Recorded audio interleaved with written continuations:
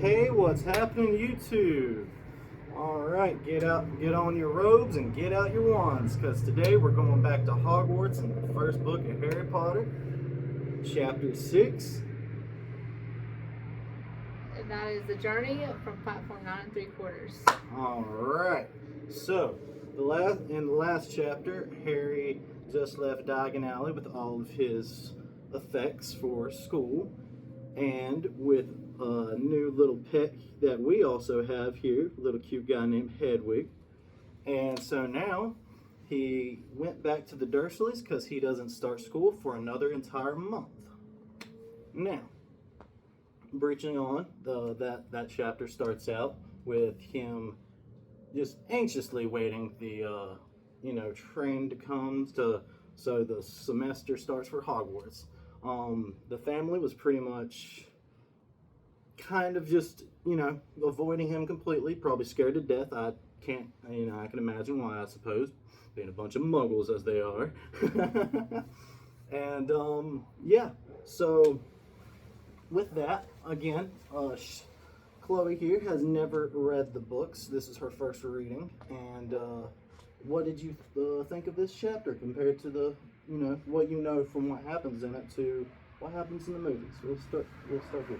Well, starting first of all, he doesn't go back to the Dursleys in the movie, so that's very different. He spends an entire month at the Dursleys' house, whereas in the movie, it just goes straight to platform 9 3/4. This is true. It does indeed. It, like, as soon as they're done in Diagon Alley, it skips right next to the scene where, with him and Hagrid both in the train station of King's Cross Station, by the way. And in the book, that's completely different. He doesn't go home at all. He isn't with Hagrid when he does finally show up to the train station, is he?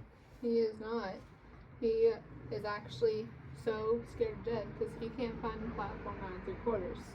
Also, because he goes back to the Dursleys, it gives us another scene with the Dursleys to show how awful they are when they're dropping him off at platform 9 3/4 at King's Cross Station. And how is that, hon? Well, they are very sneery and telling him that platform doesn't exist. Which, I mean, you hear a platform called 9 3/4. Of course, their muggle, brains couldn't comprehend something like that. Am I right, y'all? So, after that, we have Harry then next kind of, has his first experience with some wizard, like a whole wizard family. And I feel like this is a very important moment, even though if you ask me and ask a lot of the fan base, we're pretty sure Dumbledore had this exact situation set up. Now, hon, would you like to go over the situation I'm referring to?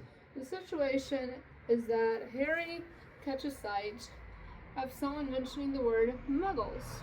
And as we know, that is a wizard word for humans who aren't wizards. And that happens to be the Weasley family. And the Weasley family is an entire wizard family, and he decides to eavesdrop a little, follow them to see where they're going, to make sure that he can maybe catch a ride where they're going. Help him find the platform. Yes, he's completely lost at King's Cross when the Dursleys just completely drop him off because they're heading to London for some affair. I can't quite remember. He even asks a guard there, a train station guard, and I think he asked someone at the ticket, and the person at the ticket's very confused and just looks and stares at him, I'm pretty sure. And then the guard kind of talks to him a little bit, but the longer that Harry talks to him, he's like, this kid is just crazy. He's stalling my time. He's wasting my time completely, and just brushes him away. So it's very fortunate for Harry to run into someone here mentioning muggles, and it just so happens to be the Weasleys. And we're just pretty sure it's because Dumbledore had the whole thing set up. But I think that's a really exciting thing. You see Mother Weasley, Molly. You see Ginny for the first time. You see the whole family for the first time, and I think there's a few things that d- discrepancies, I would say, or things that don't really make sense in the book, such as later on the train, you hear Ron mention his wand is Everything Charlie's. he owns is a hand-me-down. Yes, but he specifically mentions that Charlie's wand is that he has Charlie's wand as the hand-me-down, as a part of the hand-me-down. But back in Diagon Alley, Ollivander specifically quotes and says to Harry, "The wand chooses the wizard." So I feel like Ron should have his own wand. Man, that's such a mixed-up word. Tongue twister. Indeed. So, with that, what do you think, compared to the movies, how do you think the train station with Ron and is comparative with the book? There's a lot more detail. There's a lot more talking through the family, especially because So, in the movie, she just randomly says, "Oh, are you trying to get to this platform? That's okay. You can come with us." In the book, there's a lot more kind of searching around, fishing for an invitation when it comes to Harry trying to get there. yeah, he even kind of watches as I think Percy goes 1st, and there's these people that cross in front of him. So he's like, "Oh, darn." All of a sudden, Percy's gone. And he's like, "Well, where did he go? I need to know. I need to know how to get to here." So then he watches the twins, and I believe he gets to see them actually go, and he's just astonished. And that's when I think Molly picks up and he like talks to Molly and is like, "Can you show me?" And yeah, it's you kind of experience a little more. He is very terrified that he is going to crash into the wall and make a fool of himself. And you live through that in reading that moment too. Oh, that refers to the next book all too well. All right, and moving on to now in the train as the train is going, we meet a lot of no, I guess not a lot, but 2 new characters, and well, aside from the Weasley family, of course. Well, you skipped over Fred and George. Right. He meets Fred and George trying to get his trunk onto the train. Those are the twins in the Weasley family. They are right ahead of Ron in the school. They are, I think, there's 3 brothers older than the twins, and then there's the twins who are ahead of Ron. They meet Harry and are actually the first 2 who realize that Harry is Harry Potter. Indeed. It's the Weasley's family goes Arthur and Molly are the parents. Then it's Bill, Charlie. We apologize those vehicles that are driving by, but it's Bill, Charlie, Percy, and then Percy, and then Fred and George are both twins, and then Ron. And then in the later movies, we meet Jenny, who is the youngest sister. Indeed. We meet her a little bit here in this book, too. Yeah, but you get to know her a lot more in the other movies because she actually starts going to Hogwarts in the second book. That's a big family. That's a powerful family, though. Tell you what. It is. All right, so now we're finally officially in the car, and we meet someone who I think was mentioned right while he was getting on the train, but we didn't talk to, and that's our good old friend Neville Longbottom, looking for his toad. His toad. What did you think meeting Neville in the book and going through this whole chapter with him compared to meeting him in the movie? He's a lot more prevalent just everywhere. You see him maybe once in the book before you get to Hogwarts. You see him probably at least 3, if not 4 times during the train scene in the book, because he is looking for him outside the cart. He's looking for him in the cart. He comes back with Hermione in the cart. Oh, and that's another character. We are actually introduced to the whole trio in this chapter. I forgot to mention that. That's a big thing.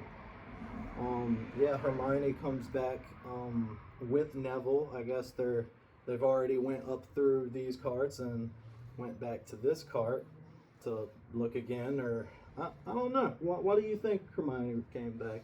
Like, probably because Neville seems clueless. Yeah, that's probably.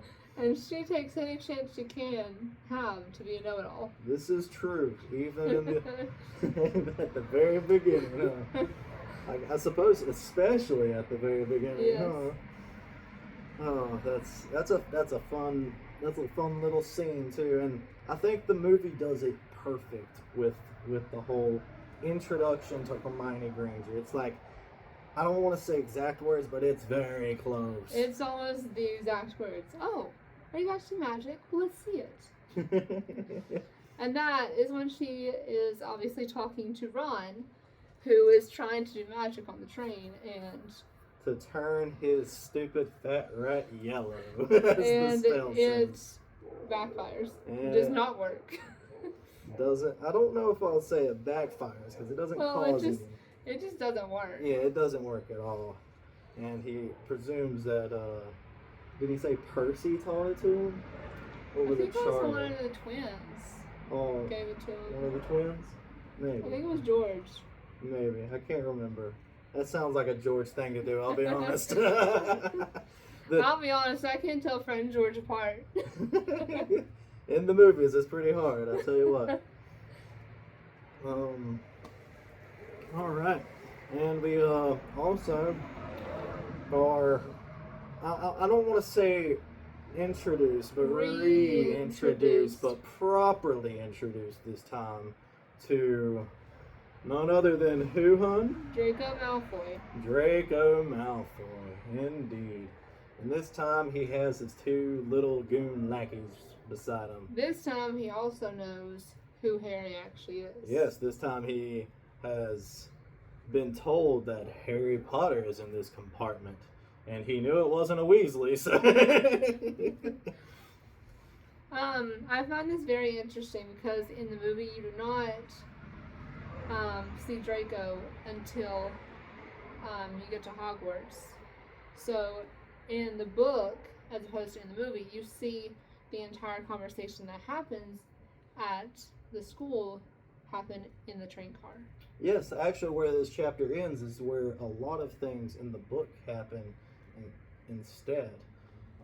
So this chapter ends right before they open up the doors to the dining hall to get sorted by the sorting hat. Mm-hmm. And in the movies, that's where both Neville finds Trevor, his toad, and Malfoy makes this offer to Harry to kind of be part of his squad. It is declined, obviously, because he is obviously... He can tell the good wizards from the bad himself. Thank you. Draco also makes a quite snide comment about his new friend Ron. Very awful in the books, if I might add. He claims that Harry could wound up just like his parents if he hangs around with the wrong kids. Yes. And which he is telling him is Ron. Indeed. And Hagrid. He actually mentions Hagrid by name. He does. And that's a line crossed by me, I tell you what. I say, I oughta. All right. And so, yeah, that's although all those things have been told to him by his father, I might add. Indeed. So, yeah, Draco's whole character is completely defined by what his parents put onto him as their expectations by what they live by, and that's a whole. I mean, that's the whole story, really. I mean, we learn that more. Yeah, later. We'll get to that though. That's we that's get far to meet later. his father In the next book. Next book. That'll be exciting too. But again, that's all later. I think I should wrap this segment up by telling y'all kind of a little bit about the differences here with Neville. So Neville is throughout the whole latter half of this chapter, and him finding his toad is sort of like the little background story, and that story brings all the characters, like all the main characters that are going to be prevalent throughout the whole story, together in this one chapter. And I really like that with how J.K. Rowling did that. I think that was a very clever narrative to draw it in. It brings everyone together in a tidy way, and then Neville ends up finding Trevor right as he's exiting the boats by none other than who, hun? Hagrid, which is hilarious.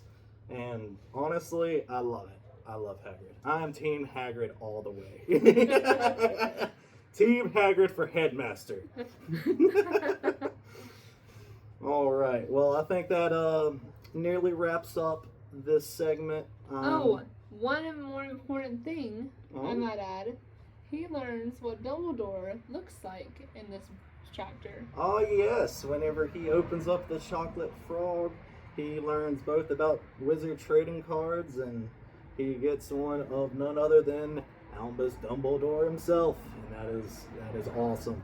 I love that we get a little bit. Any chapter with Dumbledore is a great chapter. I tell you what.